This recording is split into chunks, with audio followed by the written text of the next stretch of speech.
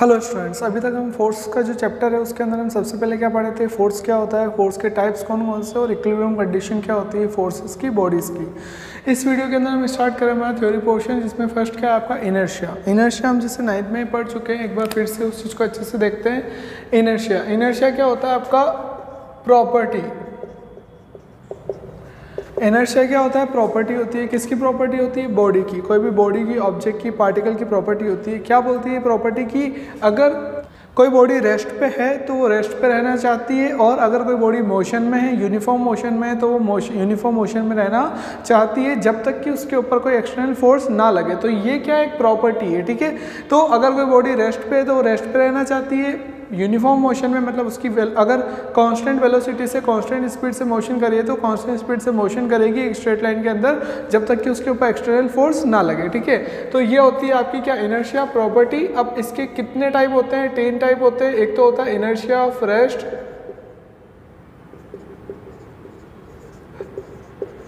Second होता है inertia of motion,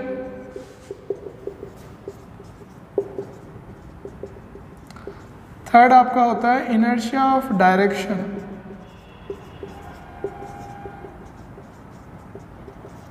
सबसे पहले बात करते हैं inertia of rest. Inertia of rest का मतलब अपन ओनली किसकी बात कर रहे हैं, रेस्ट की। कि मतलब अगर कोई बॉडी रेस्ट पे है तो रेस्ट पे रहना चाहती है जब तक कि उसके ऊपर एक्सटर्नल फोर्स ना लगे। इसके एग्जांपल देखते हैं। जैसे फर्स्ट एग्जांपल अपन बात करते हैं, कोई पर्सन है जो बस में बैठा हुआ है, जो अभी किसमें, रेस्ट पे। अब जैसे ही बस मोशन स्टार्ट करती है तो जो पर्सन है उसको एकदम सडन लेस्ट है, अगर बस इस डायरेक्शन में मोशन स्टार्ट करिए तो जो पर्सन है उसको सडन, जैसे ही बस स्टार्ट होती है सडन जर्क लगता है। कहाँ पे, पीछे की तरफ। क्यों, क्योंकि वो जो पर्सन की बॉडी, अपर बॉडी जो पार्ट है वो कहाँ पे, रेस्ट पे। जैसे ही बस का मोशन हुआ आगे तो बॉडी किस पे रहना चाहता था, अपर बॉडी पार्ट रेस्ट पे, तो इसलिए उसको जर्क कहाँ लगा, पीछे। कि बस आगे चले गई, अपर बॉडी पार्ट कहाँ रह गया, पीछे। तो इस वजह से उसको क्या लगा, जर्क लगा कौन सी डायरेक्शन, बैकवर्ड डायरेक्शन में। अब ऐसे अपन बोल सकते हैं कि ये एग्जांपल हो गया किसका, इनर्शिया ऑफ रेस्ट का। एक और एग्जांपल देखते हैं। जैसे आपकी जो कारपेट वगैरह होती है जिन पे काफ़ी ज़्यादा, अगर काफ़ी लंबे टाइम तक अगर उनको साफ नहीं करो तो धूल हो जाती है। अगर आप उसको क्या करो, किसी डंडे वगैरह से लेके, वुड के डंडे से किसी अगर आप उसको पीटो तो क्या देखते हो कि जैसे आप उसके ऊपर डंडे को रखते हो तो एकदम क्या होता है, उससे धूल निकलती है। तो वो धूल एकदम एयर में आ जाती है। क्यों, क्योंकि अपन देखते हैं कि जैसे लेट से ये आपका एक कारपेट या कुछ भी है और इसके ऊपर क्या है, डस्ट पार्टिकल। तो जैसे ही आपने क्या करा, किसी रोड से इसके ऊपर पीटा, तो उसी मोमेंट में क्या देखते हैं कि वो जो कारपेट है वो तो कहाँ चला गया, उस जगह पे नीचे, और वो जो डस्ट पार्टिकल है वो कहाँ गया, एयर में। और एयर उनको फ्लो करवा के अपने साथ ऊपर ले जाती है। तो इसलिए अपन क्या करते हैं कि जब भी किसी कारपेट को या फिर किसी बिस्तर वगैरह जब हम क्या करते हैं, किसी रोड से पीटते हैं तो उसके जो डस्ट पार्टिकल है वो क्या आ जाते हैं, एयर में आ जाते हैं। क्यों, क्योंकि वो जो कारपेट है, वो जो बिस्तर है वो तो कहाँ चला जाता है, नीचे, और डस्ट पार्टिकल उस पर अटैच थे वो कहाँ जाते हैं, एयर में। क्योंकि वो कहाँ पे थे, रेस्ट पे। और कहाँ पे रहना चाहते थे, रेस्ट पे रहना चाहते थे। ऐसे ही अपन देखते हैं कि जो घुड़ सवारी होती है उसमें अगर कोई पर्सन घोड़े के ऊपर बैठा है और घोड़ा भी रेस्ट पे है, तो जैसे एकदम आपका जो हॉर्स होता है एकदम चलने लगता है तो जो पर्सन होता है वो एकदम उसको कहाँ झटका लगता है, पीछे की तरफ। क्यों, क्योंकि पर्सन का जो अपर बॉडी पार्ट था वो किस पे था, रेस्ट पे, लेकिन लोअर बॉडी पार्ट हॉर्स के साथ था तो वो अटैच होकर आगे चला गया, तो अपर बॉडी पार्ट कहाँ था, पीछे ही रह गया। तो इसलिए एकदम उसको क्या लगा, जर्क लगा, ठीक है। तो ये तो आपका इनर्शिया ऑफ रेस्ट। अब अपन बात करते हैं inertia of motion. Inertia of motion क्या बोलता है कि अगर कोई बॉडी किसमें, मोशन में। मोशन मतलब कौन सा motion, uniform motion. Uniform motion, uniform motion का मतलब क्या होता है, आपकी जो स्पीड है वो कितनी है, कांस्टेंट है। स्पीड कांस्टेंट है, इसका मतलब क्या है कि स्पीड चेंज नहीं हो रही। इसका मतलब अगर कोई बॉडी मोशन करिए यूनिफॉर्म मोशन के साथ, तो वो यूनिफॉर्म मोशन के साथ ही क्या करेगी, उसका मोशन होता रहेगा जब तक कि उसके ऊपर एक्सटर्नल फोर्स ना लगे। ये किसका एग्जांपल है, आपका इनर्शिया ऑफ मोशन का। कैसे समझ सकते हैं, कोई पर्सन किसी बस में बैठा है जो यूनिफॉर्म मोशन में चल रही है, अगर बस सडन ब्रेक अप्लाई करती है तो जो पर्सन है उसको सडन का जर्क लगता है आगे की तरफ। क्यों, क्योंकि बस तो रुक गई और बॉडी, उसका जो लोअर बॉडी पार्ट था वो बस के साथ था तो वो रुक गया, और अपर बॉडी पार्ट जो है स्टमक से ऊपर वो किस में था, पहले बस जब मोशन यूनिफॉर्म मोशन में थी तो वो अपर बॉडी पार्ट भी किस में था, मोशन में। और जैसे बस रुकी तो अपर बॉडी पार्ट मोशन में होने की टेंडेंसी की वजह से कहाँ चला गया, आगे। तो इसलिए उसको सडन जर्क कहाँ लगता है, पर्सन को आगे। और ऐसे होता है जब हम खड़े होते हैं बस के अंदर और बस चलती हुई बस एकदम रुकती है तो हम कहाँ जाते हैं, आगे की तरफ आ जाते हैं। ऐसे कोई पर्सन किसी हॉर्स के ऊपर बैठा हुआ है, हॉर्स मोशन कर रहा है यूनिफॉर्म मोशन में, और सडन अगर हॉर्स रुकता है तो पर्सन को कहाँ जर्क लगता है, आगे। इसका मतलब कोई बॉडी यूनिफॉर्म मोशन में तो यूनिफॉर्म मोशन में रहेगी जब तक कि उसके ऊपर एक्सटर्नल फोर्स ना लगे, उसी में वो रहना चाहती है। नेक्स्ट क्या आपका inertia of direction. Inertia of direction का क्या मतलब होता है, कोई बॉडी है कि वो जो मोशन कर रही है किसी पर्टिकुलर डायरेक्शन में, तो वो खुद से अपने आप से खुद की जो डायरेक्शन है मोशन की वो चेंज नहीं कर सकती जब तक कि उसके ऊपर एक्सटर्नल फोर्स ना लगे। कैसे समझ सकते हैं इनर्शिया ऑफ डायरेक्शन को अपन, जैसे ही आपका कोई व्हीकल है तो हम क्या देखते हैं कि, लेकिन अगर मैं बात करूं कि अगर वो किसी मड वाले रास्ते पे आ जाता है जहाँ पे नीचे काफ़ी ज़्यादा क्या कीचड़ है, तो अगर काफ़ी ज़्यादा वेट मड है तो उससे क्या होगा कि जो मड है वो किसकी स्टिक हो जाएगी, टायर की स्टिक हो जाएगी। अब टायर की स्टिक तो हो गई, लेकिन टायर जो है किसमें है, मोशन में है। तो टायर जैसे मोशन करता है तो वो मड जब ऊपर आती है, अब ऊपर आने के बाद क्या होता है, वो अपने अब नीचे थी तो कॉन्टैक्ट में थी, लेकिन जैसे ऊपर आएगी तो अब मेरे को पता है कि सर्कुलर मोशन में कोई ऑब्जेक्ट मोशन करता है तो उसकी जो हर पॉइंट के ऊपर उसकी जो वेलोसिटी की डायरेक्शन होती है वो क्या होती है, सर्कल की टेंजेंट। ये अपन पढ़ चुके हैं सर्कुलर मोशन में। तो जैसे ही वो यहाँ से ऊपर आती है तो उसके बाद में टायर के साथ आगे तो जाएगी नहीं, क्योंकि उसके ऊपर क्या लग रहा है, पर्टिकुलर डायरेक्शन में वेलोसिटी की डायरेक्शन है जो उसका मोशन है टायर का। अब आपका जो मड उस टायर के ऊपर स्टिक हो गया, उसकी मोशन की डायरेक्शन क्या होगी, जो टायर की होगी, और टायर के हर पॉइंट की जो मोशन की डायरेक्शन वो क्या है, अलोंग द टेंजेंट। तो अलोंग द टेंजेंट जैसे ही वो मड स्टिक हुआ उस टायर के, जैसे ही वो टायर पीछे की तरफ होता है तो मड सीधी का चली जाती है पीछे। तो इसलिए हम देखते हैं कि इस जगह पे क्या होता है, काफ़ी ज़्यादा क्या हो जाती है, मड स्टिक हो जाती है, क्योंकि इसके बाद सारी जो मड होती है वो कैसे जाती है, टेंजेंशियल जाती है पीछे की तरफ। इसका मतलब वो खुद से चेंज नहीं हो सकती, इसलिए वो कहा जा रही है सीधी। और ये क्या है आपका इनर्शिया ऑफ डायरेक्शन।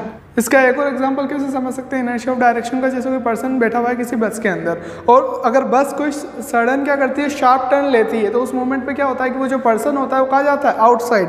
लेट से अगर आपकी एक बस है, ये आपकी एक बस है, इसमें कोई पर्सन बैठा हुआ है और जो बस है वो सडन क्या करती है, सडन टर्न लेती है। सडन अगर बस टर्न लेती है तो जो पर्सन इसमें बैठा हुआ है वो एकदम, जब वो बस टर्न पे होगी तो जो पर्सन है उसके ऊपर फोर्स कैसा लगेगा, आउटवर्ड। क्यों, क्योंकि वो पर्सन का बैठा हुआ था बस में, बस कैसे चल रही थी पहले, स्ट्रेट, तो उसके जो मोशन की डायरेक्शन थी वो कैसी थी, स्ट्रेट थी। तो एकदम जैसे ही बस क्या करती है, टर्न करती है, तो वो पर्सन की जो बॉडी है वो इनर्शिया डायरेक्शन की प्रॉपर्टी की वजह से कैसे रहना चाहती है, सीधी रहना चाहती है। तो इसलिए जब बस इधर चली जाती है पर फिर भी पर्सन के ऊपर जो फोर्स लगता है वो कैसा लगता है, आउटवर्ड। मतलब जो उसकी इनिशियल डायरेक्शन थी उस तरफ उसके ऊपर क्या लगता है, फोर्स। मतलब इनिशियल डायरेक्शन क्या थी, जिधर बस का मोशन हो रहा था पहले, और अब बस इधर आ गई, तो पर्सन के ऊपर फोर्स का लगता है उसके इनिशियल मोशन की डायरेक्शन के उधर। तो ये क्या आपका इनर्शिया। फिर से क्या होता है इनर्शिया, इनर्शिया क्या एक प्रॉपर्टी, इनहेरेंट प्रॉपर्टी है किसकी, बॉडी की। उसकी वजह से होता क्या है, इस प्रॉपर्टी की वजह से क्या चाहता है, कोई ऑब्जेक्ट जो है वो अगर रेस्ट पे है तो रेस्ट पे रहना चाहता है, और अगर मोशन में है तो मोशन में रहना चाहता है, जब तक कि उसके ऊपर कोई एक्सटर्नल फोर्स ना लगे। क्योंकि एक्सटर्नल फोर्स लगेगा तब तो वो चेंज कर सकता है। अपन पहले पढ़ चुके हैं कि फोर्स के इफेक्ट क्या है, वो सब कुछ कर सकता है, चेंज कर सकता है, शेप में चेंज कर सकता है, रेस्ट को मोशन में, मोशन को रेस्ट में। लेकिन अगर अपन बोल रहे हैं कि जब तक एक्सटर्नल फोर्स नहीं लगेगा तब तक बॉडी की जो स्टेट है वो उसी में रहेगी। मतलब रेस्ट में है तो रेस्ट में रहेगी, और मोशन में है तो मोशन में ही रहेगी। नेक्स्ट हम बात करते हैं न्यूटन्स लॉज ऑफ मोशन। ये क्या हमारा नेक्स्ट टॉपिक है, ठीक है। इसमें अपन बात करते हैं Newton's first law. Newton first law क्या बोलता है आपको, कितने लॉ है टोटल न्यूटन के, 3 लॉ। अपन जैसे 9 में पढ़ा था वैसे ही सेम है, बस अपन उन्हीं लॉज को आप कौन सी फॉर्म में देखेंगे, न्यूमेरिकल अप्रोच की टर्म्स में उसको देखेंगे। फर्स्ट लॉ क्या बोलता है, अब ये लॉ है, लॉ है मतलब का क्या होता है इसका, कि एक बार जो बोल दिया वो हो गया। लॉ का क्या मतलब होता है कि ये चीज़ फिक्स है कि ये ऐसा होगा। अब ऐसे ही अपन बात करते हैं फर्स्ट लॉ की। क्या बोलता है फर्स्ट लॉ, कि अगर कोई बॉडी रेस्ट पे है तो वो रेस्ट पे रहेगी, और अगर कोई बॉडी मोशन में है तो मोशन में रहेगी, जब तक कि उसके ऊपर कोई एक्सटर्नल फोर्स ना लगे। ये इसका लॉ है, ठीक है। अब अपन को क्या ये इनर्शिया जैसा दिख रहा है, हाँ बिल्कुल इनर्शिया जैसा दिख रहा है। तो क्या अपन इसको लॉ ऑफ इनर्शिया बोल सकते हैं, हाँ इसको लॉ ऑफ इनर्शिया भी बोल सकते हैं। तो यहाँ पे सबसे बड़ा क्वेश्चन क्या आता है कि न्यूटन के फर्स्ट लॉ में और इनर्शिया के अंदर दोनों में डिफरेंस क्या है। तो दोनों में बस एक ही डिफरेंस, क्योंकि लैंग्वेज तो दोनों की एक जैसी हो गई, तो डिफरेंस क्या है, ये क्या है, न्यूटन का फर्स्ट लॉ क्या है, ये एक लॉ है। अपन क्या पढ़ रहे हैं, लॉज ऑफ मोशन। तो ये क्या है, लॉ। जबकि इनर्शिया के आगे मैंने क्या लिखा था कि इनर्शिया क्या है, प्रॉपर्टी है, प्रॉपर्टी ऑफ बॉडी। किसी बॉडी की इनर्शिया क्या है, प्रॉपर्टी है कि अगर कोई बॉडी रेस्ट में है तो रेस्ट में रहना चाहती है, अगर मोशन में तो मोशन में रहना चाहती है। मतलब ये उसकी क्या है, प्रॉपर्टी। जबकि ये अपन अभी क्या पढ़ रहे हैं, लॉ। तो ये लॉ है, लॉ मतलब कि ऐसा बोल दिया तो ऐसा होगा, ठीक है। तो ये डिफरेंस है मेनली आपका किसमें, एक तो न्यूटन के फर्स्ट लॉ में और इनर्शिया में। तो फिर से एक बार देखते हैं न्यूटन के फर्स्ट लॉ को। क्या बोलता है न्यूटन का फर्स्ट लॉ, अगर कोई बॉडी रेस्ट पे है तो रेस्ट पे रहेगी, और अगर कोई बॉडी यूनिफॉर्म मोशन में तो यूनिफॉर्म मोशन में रहेगी जब तक उसके ऊपर एक्सटर्नल फोर्स ना लगे। तो ये तो बात हुई इसकी। अब इसको मैं अगर मैथमेटिकल फॉर्म में कैसे बोल सकता हूँ, अब मैं बोलता हूँ कि अगर कोई बॉडी रेस्ट पे और अगर कोई बॉडी यूनिफॉर्म मोशन में, यूनिफॉर्म मोशन, दोनों कंडीशन का मतलब क्या है, रेस्ट, क्या मैं ऐसे बोल सकता हूँ कोई बॉडी रेस्ट पे तो उसका एक्सेलरेशन जीरो होगा, बिल्कुल सही, क्योंकि बॉडी मोशन में ही नहीं तो एक्सेलरेशन आएगा कहाँ से। सेकंड क्या है, यूनिफॉर्म मोशन। यूनिफॉर्म मोशन का मतलब क्या है कि स्पीड v क्या होता है, स्पीड या वेलोसिटी।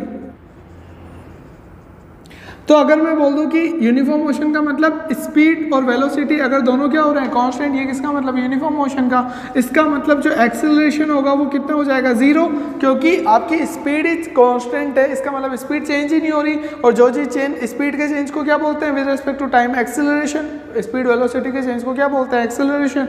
अब अगर यहाँ पे ऑब्जेक्ट का यूनिफॉर्म मोशन है, मतलब उसकी स्पीड वेलोसिटी चेंज नहीं हो रही, तो एक्सेलरेशन आएगा कहाँ से। इसका मतलब रेस्ट का मतलब और यूनिफॉर्म मोशन का मतलब, दोनों का मतलब क्या है, सेम, कि आपका जो एक्सेलरेशन है वो कितना है, जीरो। फिर से अगर आपको बोला जाता है क्वेश्चन के अंदर कि आपका जो ऑब्जेक्ट है वो रेस्ट पे, या फिर आपको बोला जाता है कि आपका जो ऑब्जेक्ट है वो यूनिफॉर्म मोशन में है, दोनों का मतलब क्या है कि उसका जो एक्सेलरेशन होगा ऑब्जेक्ट का वो कितना है, जीरो।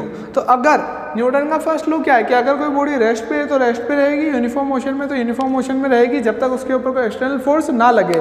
इसका मतलब जब वो रेस्ट पे थी तब तो कोई फोर्स नहीं लग रहा था, या फिर जब वो यूनिफॉर्म मोशन में थी तब तो कोई फोर्स नहीं लग रहा था। इसका मतलब अगर रेस्ट पे यूनिफॉर्म मोशन में है तो कंडीशन हो गई, क्या कंडीशन हो गई कि इफ, बहुत ढंग से देखना, दो कंडीशन में से एक कंडीशन पॉसिबल होगी, थ्योरी अपन ने पढ़ ली। क्या थ्योरी है कि रेस्ट पे है तो रेस्ट पे रहेगी, यूनिफॉर्म मोशन में तो यूनिफॉर्म मोशन में रहेगी जब तक फोर्स ना लगे, एक्सटर्नल फोर्स ना लगे। अब मैथमेटिकली कैसे लिखते हैं उसको, दो इसकी कंडीशन है। क्या कंडीशन है, first if a equal to zero, ये आपको अगर क्वेश्चन में गिवन है, क्या क्वेश्चन में गिवन है कि ऑब्जेक्ट का एक्सेलरेशन जीरो है। ऑब्जेक्ट के एक्सेलरेशन का जीरो का क्या मतलब है, या तो ऑब्जेक्ट किस पे होगा, रेस्ट पे, या फिर ऑब्जेक्ट किस में होगा, यूनिफॉर्म मोशन में। दोनों कंडीशन के अंदर आपका जो summation of net external force है वो कितना हो जाएगा, जीरो। क्यों, क्योंकि अगर ऑब्जेक्ट के ऊपर फोर्स लगता तो वो रेस्ट पे होता क्या, नहीं। अगर ऑब्जेक्ट के ऊपर फोर्स लगता तो वो यूनिफॉर्म मोशन में होता क्या, नहीं। क्योंकि अगर मैं अभी अपने से फर्स्ट लेक्चर के अंदर क्या बात करी थी कि अगर मैं ऑब्जेक्ट के मोशन की डायरेक्शन में फोर्स लगाता हूँ तो स्पीड क्या होती है, इंक्रीज, और अगर मोशन के अपोजिट डायरेक्शन में फोर्स लगाता हूँ तो स्पीड क्या होती है, डिक्रीज। मतलब दोनों केसेस के अंदर स्पीड में चेंज आ रहा है, मतलब एक्सेलरेशन होगा। इसका मतलब क्या है कि अगर आपसे क्वेश्चन में बोला जाता है कि if acceleration of object is zero, then उसके ऊपर जो नेट एक्सटर्नल फोर्स लग रहा होगा वो कितना हो जाएगा, जीरो। अगर क्वेश्चन में ये गिवन है कि एक्सेलरेशन जीरो है, इसका मतलब क्या है, देन नेट एक्सटर्नल फोर्स कितना हो जाएगा, ये आपको एज्यूम करना है। ये तो क्या है, गिवन है, और अगर ये गिवन है तो ये क्या हो जाएगा उसका कंक्लूजन। ये बहुत अच्छे से जानना है आपको, दोनों में से एक चीज गिवन होगी। अब सर उल्टा भी तो गिवन हो सकता है, हाँ उल्टा भी गिवन हो सकता है। ये क्या थी आपकी कंडीशन फर्स्ट, या तो कंडीशन फर्स्ट गिवन होगी या फिर क्या गिवन होगी, कंडीशन सेकंड। कंडीशन सेकंड क्या है कि if net external force is zero, ये क्या दे रखी है आपको, कंडीशन दे रखी है, तो अपन क्या कंक्लूजन निकाल लेंगे, then acceleration of body will be zero. अगर उसने आपको क्वेश्चन में ये बोल दिया कि भाई आपका जो ऑब्जेक्ट है उसके ऊपर नेट एक्सटर्नल फोर्स कितना लग रहा है, जीरो, तो आप ये क्या मान लोगे कि आपके ऑब्जेक्ट का जो नेट एक्सेलरेशन होगा वो क्या होगा, जीरो। इसका मतलब दो कंडीशन में से एक पॉसिबल है, ये तो ऑब्जेक्ट किस पे है, रेस्ट पे, या फिर किस में, यूनिफॉर्म मोशन में। फिर से सुनो, ये अपन एक बार पूरा पढ़ लिया, अपन एक बार इस पूरे लॉ को क्या करते हैं, कंक्लूड। बहुत इजी है, इतना टफ कुछ भी नहीं है। न्यूमेरिकल मैथमेटिकल फॉर्म में आपको थोड़ा समझ में आना चाहिए। एक बार फिर से देखो, न्यूटन का फर्स्ट लॉ क्या बोलता है, न्यूटन का फर्स्ट लॉ, पहली चीज़ तो पता होनी चाहिए ये क्या है, लॉ। क्या बोल सकते हैं इसको, लॉ ऑफ इनर्शिया भी बोलते हैं, क्योंकि ये क्या है, लॉ। इनर्शिया क्या थी, प्रॉपर्टी, लेकिन ये लॉ है, मतलब ये होगा, ठीक है। अब बात आती है कि स्टेटमेंट क्या है। स्टेटमेंट क्या है, if a body is at rest or in a state of uniform motion, then it will be continue in rest or in uniform motion unless there will be act of external force. कि अगर कोई body rest पे है तो वो rest पे रहेगी, अगर कोई बॉडी मोशन में तो मोशन में रहेगी जब तक कि उसके ऊपर एक्सटर्नल फोर्स ना लगे। फर्स्ट कंडीशन क्या गिवन होगी कि वो क्या बोल सकता है कि आपका एक्सेलरेशन जीरो, ये क्वेश्चन में गिवन है कि एक्सेलरेशन जीरो। अब वो कैसे बोलेगा एक्सेलरेशन जीरो, या तो वो ये बोल देगा कि बॉडी रेस्ट पे है, या फिर वो क्या बोल देगा कि बॉडी यूनिफॉर्म मोशन में है। तो अपन को क्या समझ में आना चाहिए कि एक्सेलरेशन जीरो है। और ये किस में गिवन था क्वेश्चन में कि या तो उसने बोल दिया रेस्ट में या फिर उसने बोल दिया यूनिफॉर्म मोशन में। तो अपन को क्या पता चल गया क्वेश्चन से कि एक्सेलरेशन कितना है, जीरो। तो अब अपन कंक्लूजन क्या निकाल देंगे कि भाई एक्सेलरेशन जीरो ओनली कब पॉसिबल होता है, जब ऑब्जेक्ट के ऊपर फोर्स नहीं लगते या फिर लगते हैं तो रिजल्टेंट कितना होता है, जीरो। तो इससे अपन ने कंक्लूजन क्या निकाला कि नेट एक्सटर्नल फोर्स कितना आ गया आपका, जीरो। या फिर वो क्या कंडीशन देगा कि नेट एक्सटर्नल फोर्स क्वेश्चन में आपको गिवन है कि नेट एक्सटर्नल फोर्स का सबमिशन कितना है, जीरो। तो अपन क्या कंक्लूजन निकाल देंगे कि अगर भाई एक्सटर्नल फोर्स जीरो लग रहे हैं, इसका मतलब ऑब्जेक्ट का एक्सेलरेशन कितना हो जाएगा, जीरो। मतलब या तो वो किस पे होगा, रेस्ट पे, या फिर किस पे होगा, मोशन में। इसका एग्जांपल से इस चीज को अपन एक बार समझते हैं। लेट्स से जैसे अभी तक अपन क्वेश्चन कर रहे थे कि ये अगर आपकी एक बॉडी है, ठीक है, कोई बॉडी है ए, और ये जो बॉडी है वो किस पे है आपकी, रेस्ट पे है। अब कोई आपसे बोले कि भाई यहाँ पे फ्री बॉडी डायग्राम बनाओ, तो अब आप इसका फ्री बॉडी डायग्राम कैसे बनाओगे, किसका बनाना, ए का। तो अब ए को आपने बना दिया, ये आपकी बॉडी है ए, ठीक है। अब इसके ऊपर फोर्स कौन कौन से लग रहे हैं, एक तो क्या लगेगा, नॉन कॉन्टैक्ट की पहले बात कर लेते हैं, ग्रेविटी। ग्रेविटी हमेशा क्या लगती है, डाउनवर्ड, तो ये लग गया डाउनवर्ड। क्या होता है, weight equal W equal to mg। एक क्या लगता है, नॉर्मल फोर्स, सरफेस के कैसे लगता है, अपवर्ड, तो सरफेस के अपवर्ड क्या लगता है, नॉर्मल फोर्स। ये दो चीज़ हो गई। अब उसने आपको क्या बोला कि बॉडी रेस्ट पे, तो अब यहाँ पे देखो, अब आपको अब थोड़ा सा माइंड यूज करके थोड़ा सा प्रैक्टिकल अप्रोच में आओ। उसने आपको क्या बोला कि रेस्ट पे उसने बोला, इसका मतलब उसने क्या बोला कि बॉडी का एक्सेलरेशन जीरो है। ये उसने क्वेश्चन में गिवन है आपको। अगर आपको कोई बोला कि एक ऑब्जेक्ट रेस्ट पे रखा हुआ है, इसका मतलब क्वेश्चन में उसने आपको बोला क्या कि एक्सेलरेशन जीरो है, ये उसने आपको दिया कि एक्सेलरेशन जीरो है। तो आप कंक्लूजन क्या निकालोगे कि टोटल सबमिशन ऑफ फोर्सेस कितना होगा, जीरो। इसका मतलब ये दो फोर्स लग तो रहे हैं लेकिन इन दोनों का सबमिशन कितना होगा, जीरो। अब सबमिशन जीरो होने का मतलब क्या है कि n प्लस mg, या फिर वेट लिख रहा हूं मैं डायरेक्ट यहाँ पे, n plus w equal to क्या होगा, जीरो। अब एक और चीज, अगर एक, अब फोर्स कौन सी क्वांटिटी है, वेक्टर क्वांटिटी है। अगर फोर्स वेक्टर क्वांटिटी है, इसका मतलब अगर एक साइड पॉजिटिव है तो दूसरी साइड क्या होगी, नेगेटिव। अगर मैं अपवर्ड को पॉजिटिव मान रहा हूँ तो डाउनवर्ड को क्या मानूंगा, नेगेटिव। अगर मैं बोल रहा हूँ कि अपवर्ड क्या है, पॉजिटिव डायरेक्शन है, तो डाउनवर्ड क्या हो जाएगी, नेगेटिव। इसका मतलब अगर n आपने क्या लिया प्लस, तो w को क्या लोगे, माइनस, तो प्लस माइनस क्या होगा, माइनस, तो n minus W equal to क्या हो गया, जीरो। इसका मतलब n इक्वल टू क्या हो गया, w। तो ये n equal to w, n क्या है, नॉर्मल रिएक्शन, w क्या है, वेट ऑफ द बॉडी। ये क्या आ गया आपका, इक्वल आ गया। कब, जब आपकी बॉडी किस पे है, रेस्ट पे। ये अपनी एक इक्वेशन निकली जो अपने क्वेश्चन को सोल्व करने में इस टाइप की इक्वेशन काम आएगी। तो ये जो अपन ने इक्वेशन निकाली, ये कहाँ से, किसकी हेल्प से निकाली अपन ने, न्यूटन के फर्स्ट लॉ से।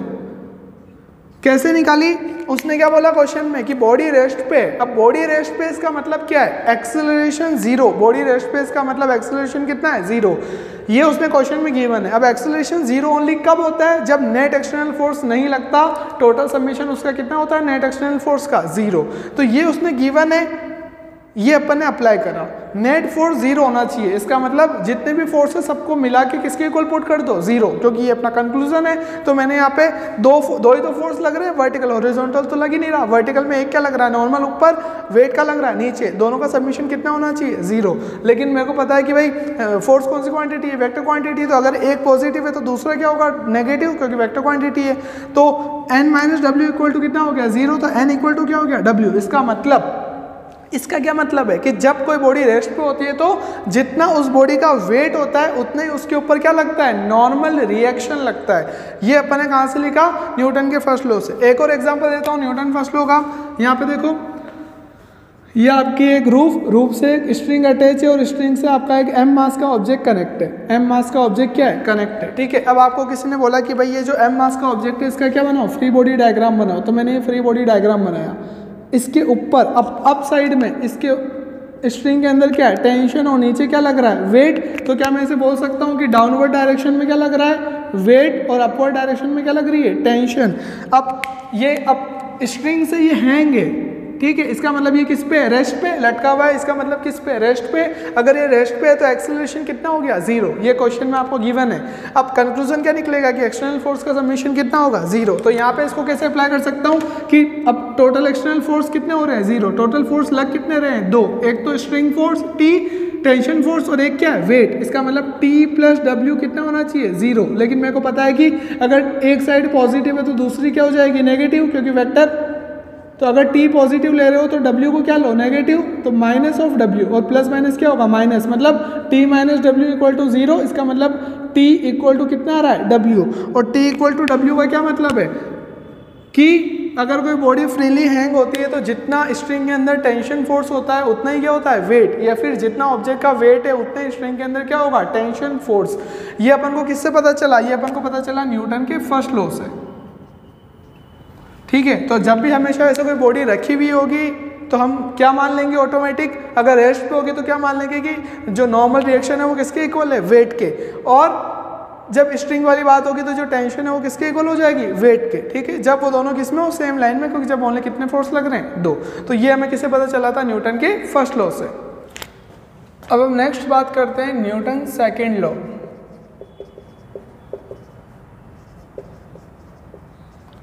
न्यूटन सेकेंड लॉ पढ़ने से पहले अपन को एक और टर्म पढ़नी पड़ेगी जिसका नाम क्या है, मोमेंटम, और अगर करेक्टली उसको बोले तो उसका नाम होगा लीनियर मोमेंटम, क्योंकि एंगुलर भी होता है। तो अभी हम किसकी बात कर रहे हैं, स्ट्रेट लाइन मोशन की। तो अभी हम किसकी बात करेंगे, ओनली लीनियर मोमेंटम की, ठीक है। अब लीनियर मोमेंटम क्या होता है, अब इसकी रिक्वायरमेंट क्या पड़ी। सबसे पहला क्वेश्चन क्या आता है कि ये जो टर्म अपनी है लीनियर मोमेंटम, इसकी रिक्वायरमेंट क्या पड़ी।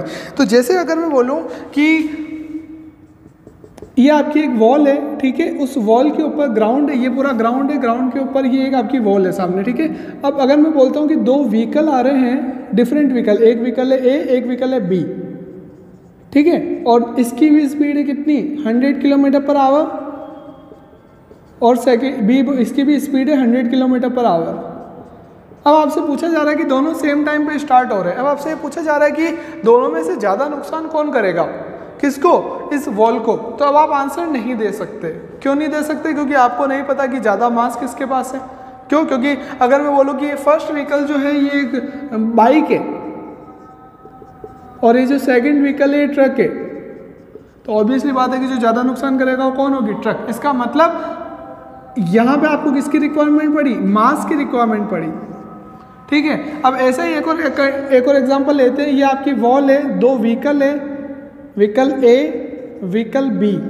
अब आपसे बोला जा रहा है कि एक का मास है 100 kg और दूसरी का मास है 500 kg। दोनों सेम टाइम पे मोशन स्टार्ट कर रहे हैं और आपसे ये पूछा जा रहा है कि ज़्यादा जो नुकसान है, जब ये वॉल से कोलाइड होंगे तो ज़्यादा नुकसान वॉल को कौन करेगा। तो अब यहाँ पे भी आप आंसर नहीं दे सकते। क्यों नहीं दे सकते, कि अब अपन को क्या नहीं पता, इनकी वेलोसिटी कितनी है। यहाँ पे क्या नहीं पता था अपन को, मास नहीं पता था। यहाँ पे अपन को क्या नहीं पता, वेलोसिटी नहीं पता, दोनों की इंडिविजुअल वेलोसिटी कितनी है ये नहीं पता। तो अपन नहीं बता सकते। क्यों, क्योंकि हो सकता है कि ये जो 100 kg का है, अगर मैं इसको 100 की स्पीड से मोशन कर रहा हूँ, 100 किलोमीटर पर आवर की स्पीड से, तो इसका जो नुकसान होगा वॉल का वो काफ़ी ज़्यादा होगा एज़ कम्पेयर टू अगर मैं इस 500 kg को अगर मैं 10 किलोमीटर पर आवर की स्पीड से अगर मोशन करा के कोलाइड करता हूँ। तो इसका मतलब क्या है, इसका मतलब ये है कि अगर मेरे को किसी भी ऑब्जेक्ट का मोशन डिफाइन करना है, अगर किसी भी ऑब्जेक्ट का मोशन डिफाइन करना है तो मेरे को दोनों चीज़ें चाहिए। एक तो मेरे को क्या चाहिए, उसका मास, और एक मेरे को क्या चाहिए, उसकी वेलोसिटी। इसका मतलब मास और वेलोसिटी जो होते हैं ये दोनों क्या बताते हैं, it is the measure of motion. Motion को कौन मेजर करता है, मास और वेलोसिटी। किसी भी ऑब्जेक्ट के मोशन को मास और वेलोसिटी दोनों मिलके क्या करते हैं, मेजर करते हैं, मतलब मोशन को डिफाइन करते हैं। तो इसलिए ये दोनों जो कंबाइंड फॉर्म में इनको अपन बोलते हैं मोमेंटम। इसका मतलब मास और वेलोसिटी का जो प्रोडक्ट होता है, मास और वेलोसिटी का जो प्रोडक्ट होता है उसको अपन बोलते हैं मोमेंटम। क्यों, क्योंकि यही जो चीज़ होती है वो डिफाइन करती है टोटल मोशन। तो मोमेंटम का नोटेशन क्या होता है, P, और अब किससे मिलके बना है, मास जो कि क्या है, स्केलर, और वेलोसिटी जो कि क्या है, वेक्टर। अब एक टर्म किसकी आ गई, वेक्टर की। इसका मतलब जो मोमेंटम होगा वो भी कौन सी क्वांटिटी होगी, वेक्टर। तो नोटेशन की फॉर्म में अपन कैसे लिख सकते हैं इसको, P equal to M V vector. तो ये क्या हो गया आपका मोमेंटम का डिफाइन हो गया कि ये क्या होता है, प्रोडक्ट होता है किसका, मास और वेलोसिटी का प्रोडक्ट होता है। इसकी यूनिट क्या होती है, वही मास की यूनिट क्या होती है केजी, और इसकी क्या होती है मीटर पर सेकंड। तो केजी मीटर पर सेकंड क्या होती है, यूनिट होती है किसकी, लीनियर मोमेंटम की। किससे डिनोट करते हैं इसको, पी से, और क्या होता है प्रोडक्ट होता है मास वेलोसिटी का। क्या नीड पड़ी, क्योंकि भाई यही जो क्या करता है मोशन को मेजर करता है, मोशन को कंप्लीट करता है, कौन, किसी ऑब्जेक्ट का मास और उसकी वेलोसिटी। अब अपन बात करते हैं न्यूटन के सेकंड लॉ की। न्यूटन का सेकंड लॉ क्या बोलता है कि किसी भी बॉडी के ऊपर अगर मैं फोर्स अप्लाई करता हूं F, तो वो क्या होता है उसके चेंज इन मोमेंटम के डायरेक्टली प्रोपोर्शनल होता है विद रिस्पेक्ट टू टाइम। फिर से force applied on external force applied on any body is directly proportional to change in momentum with respect to time। ये न्यूटन के सेकंड लॉ का क्या statement है कि अगर मैं F फोर्स अप्लाई करता हूँ, ये F क्या है, एक्सटर्नल फोर्स है। अगर मैं F फोर्स अप्लाई करता हूँ किसी बॉडी के ऊपर कितने टाइम तक, t टाइम तक, तो उसके जो मोमेंटम में चेंज आएगा वो कितना होगा, dp। ये क्या आपका स्टेटमेंट है किसका, न्यूटन के सेकंड लॉ का। अब इसको थोड़ा सा और डिटेल में अपन देखते हैं। F एक्सटर्नल, ये प्रोपोर्शनलिटी साइन है, यहाँ पे क्या लिख दो k, और ये क्या है आपका dp अपॉन dt, ठीक है। F external equal to k dp d by dt of p। p क्या होता है मोमेंटम, मोमेंटम को अपन क्या लिख सकते हैं, मास इनटू वेलोसिटी। अब मास क्या है, कांस्टेंट, कांस्टेंट क्वांटिटी कहाँ जाएगी बाहर, तो अंदर क्या बचेगा, F external equal to k m dv by dt। dv by dt क्या होता है, dv क्या है वेलोसिटी, तो change in velocity with respect to time. क्या लिख सकता हूँ इसको, एक्सेलरेशन। तो यहाँ से आपकी इक्वेशन क्या बन जाती है, F external equal to k m a, dv upon dt क्या होता है a। तो यहाँ से आपकी इक्वेशन क्या बन गई, a। k क्या होता है कांस्टेंट ऑफ प्रोपोर्शनलिटी। जब अपन एक्सपेरिमेंट से इस k की वैल्यू निकालते हैं तो k की वैल्यू आती है 1। तो फाइनल आपका फॉर्मूला क्या बचता है, F external equal to M A. बहुत ही ज़्यादा इंपॉर्टेंट इक्वेशन है, बहुत ज़्यादा भर भर के काम में आती है आपके किसके अंदर, न्यूमेरिकल के अंदर।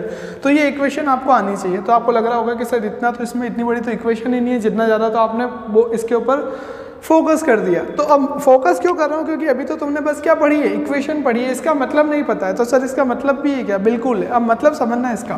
पहले सुनो लिख क्या रखा है, F एक्सटर्नल मतलब एक्सटर्नल फोर्स जो होगा इक्वल टू एम ए, मतलब मास। अब सिंपल लैंग्वेज में क्या बोल सकते हैं कि फोर्स क्या होता है, मास और एक्सेलरेशन का प्रोडक्ट। ये तो बात हुई किसकी, सिंपल फॉर्म की। लेकिन इसकी फीलिंग क्या है, फीलिंग ये है कि ये आपका ग्राउंड है, ये आपका एक ऑब्जेक्ट है जिसका मास कितना है m। तो न्यूटन का सेकंड लॉ क्या बोलता है कि अगर मैं किसी m मास के ऑब्जेक्ट के ऊपर अगर मैं F एक्सटर्नल फोर्स अप्लाई करता हूं तो मेरे को जो उस ऑब्जेक्ट का एक्सेलरेशन मिलेगा वो कितना होगा, a। फिर से सुनो क्या मतलब है इस चीज का, कि अगर मैं किसी m मास के ऑब्जेक्ट के ऊपर F एक्सटर्नल फोर्स अप्लाई करता हूं तो मेरे को जो एक्सेलरेशन मिलेगा वो कितना होगा, a। दूसरी टर्म में कैसे बोल सकते हैं कि अगर मैं किसी m मास के ऑब्जेक्ट के ऊपर F एक्सटर्नल फोर्स अप्लाई करूं तो वो m मास की बॉडी a एक्सेलरेशन से मोशन करेगी। ठीक है, घुमा फिरा के बात बस यही है कि m मास के ऑब्जेक्ट के ऊपर क्या है, आपने F एक्सटर्नल फोर्स अप्लाई करा, नेट फोर्स है ये। F एक्सटर्नल का मतलब क्या है, जितने भी फोर्स आप लगा सकते हो सब डायरेक्शन से, तो इसको अपन F एक्सटर्नल को क्या बोल सकते हैं कि नेट फोर्स। वही अब इंटरनल तो होगा नहीं, एक्सटर्नली होगा, तो F नेट फोर्स, जितने भी आपके फोर्स हो सकते हैं वो अगर आप m मास की बॉडी के ऊपर अप्लाई करो तो जो आपकी m मास की बॉडी है वो a एक्सेलरेशन से क्या करेगी, मोशन करेगी। अब अपन बात करते हैं किसकी, न्यूटन के थर्ड लॉ ऑफ मोशन की। न्यूटन का थर्ड लॉ ऑफ मोशन क्या बोलता है कि every action has an equal and opposite reaction. मतलब अगर आपने किसी एक बॉडी के ऊपर क्या करा एक्शन, तो वो बॉडी आपके ऊपर क्या करेगी, रिएक्शन। तो ये जो होता है ये क्या होता है, न्यूटन का थर्ड लॉ। मतलब अगर ये आपकी वॉल है और कोई पर्सन यहाँ पे आके क्या करता है, इस वॉल को क्या करता है, पुश करता है, तो ये वॉल भी उसको क्या करेगी, इक्वली क्या करेगी, पुश करेगी। ये क्या होता है आपका न्यूटन का थर्ड लॉ, कि आपका जो फोर्स, अगर एक बॉडी F फोर्स लगा रही है, F न्यूटन का फोर्स लगा रही है, तो दूसरी बॉडी फोर्स लगाएगी, वो भी कितना होगा, F न्यूटन का। मतलब इक्वल और अपोजिट फोर्स से एक दूसरे को क्या करते हैं, push. Equal and opposite, equal किस में, मैग्नीट्यूड में, और अपोजिट किस में, डायरेक्शन में। इसका मतलब क्या है, जो आपके न्यूटन का थर्ड लॉ जो है वो किसके लिए, दो बॉडीज के लिए। सबसे मेन इंपॉर्टेंट क्या, अभी अपन जैसे फर्स्ट लॉ की बात कर रहे थे, फर्स्ट लॉ में क्या था कि अगर कोई बॉडी रेस्ट पे है तो रेस्ट में रहेगी, मोशन में है तो मोशन में रहेगी, जब तक कि उसके ऊपर फोर्स ना लगे, उसी के ऊपर फोर्स ना लगे। मतलब वहाँ पे अपन किसकी बात कर रहे थे, न्यूटन के फर्स्ट लॉ में सिंगल बॉडी की बात कर रहे थे। अब न्यूटन का सेकंड लॉ में भी अपन क्या बोलते हैं कि भाई कोई बॉडी है, उसके ऊपर अगर एफ फोर्स अप्लाई करो एम मास की बॉडी के ऊपर, तो उसको जो एक्सेलरेशन मिलेगा वो कितना होगा, ए। तो वहाँ पे भी अपन किसकी बात कर रहे हैं, सिंगल बॉडी की। लेकिन यहाँ पे अपन क्या बोल रहे हैं कि अगर कोई बॉडी, ये एक आपकी बॉल है, ठीक है, ये ग्राउंड है, ये बॉल ए, ये बॉल बी, ये बॉल इनिशियली किस पे, रेस्ट पे, और ये बॉल किस में, मोशन में, इस साइड में। तो जैसे ये ए बॉल इस बी बॉल को क्या करेगी, कोलाइड, तो जितना फोर्स ए बॉल बी बॉल के ऊपर लगाएगी, ये उतना ही फोर्स इक्वल किस में, मैग्नीट्यूड में, और डायरेक्शन में क्या, अपोजिट। बी बॉल लगाएगी किसके ऊपर, ए के ऊपर। इसका मतलब यहाँ पे अपन कितनी बॉडीज की बात कर रहे हैं थर्ड लॉ के अंदर, टू बॉडीज की बात कर रहे हैं, टू बॉडीज की बात कर रहे हैं। अब इसके एग्जाम्पल कौन कौन से अपन समझ सकते हैं। फर्स्ट एग्जाम्पल देखते हैं न्यूटन के थर्ड लॉ का। जैसे अपन बोलते हैं कोई गन है, अब गन को अगर हैंड में होल्ड करके, लेट से कोई राइफल है लंबी वाली, तो अगर उसको मैं हैंड में होल्ड करता हूँ और अगर मैं जैसे क्या करता हूँ, ट्रिगर को पुश करता हूँ, तो उसी मूवमेंट पे क्या होता है कि आपकी जो बुलेट है वो कहाँ जाती है, आगे। अब आपने एक्शन क्या करा, आगे की तरफ। तो अपन क्या देखते हैं कि जैसे ही मैंने क्या करा, ट्रिगर को पुल करा, उसी मूवमेंट के ऊपर क्या हुआ कि जो गन हुआ उसका मोशन का हुआ पीछे, मतलब जो एक्शन था उसका गन ने क्या करा, वापस रिएक्शन, ठीक है। और अपन क्या देखते हैं, अब कोई पर्सन अगर बोट चला रहा है रिवर के अंदर या कहाँ पे पॉन्ड के अंदर, तो अपन क्या देखते हैं कि बोट का जो मोशन अगर आगे की तरफ हो रहा है, तो जो बोट में ने उसको, वो जो फ्लाइज है उसको कहाँ मोशन करवाना पड़ेगा, पीछे की तरफ। पानी को कहाँ मोशन कराना पड़ेगा, पीछे। मतलब आप जो एक्शन कर रहे हो उसका रिएक्शन आपको कहाँ मिल रहा है, आगे। आप पानी को, वाटर को कहाँ पुश कर रहे हो, उसके थ्रू, पीछे। तो आपको, आपका जो बोट का मोशन हो रहा है वो कहाँ हो रहा है, आगे की तरफ। ऐसे सेम होता है जब अपन स्विम करते हैं। जब हम स्विम करते हैं तो हमको हमारे हाथों से पानी को मोशन का करना होता है पीछे, और हमारा जो मोशन होता है वो कहाँ होता है, फॉरवर्ड की तरफ, ठीक है। तो ये आपके जो है एग्जाम्पल्स है किसके, न्यूटन के थर्ड लॉ के।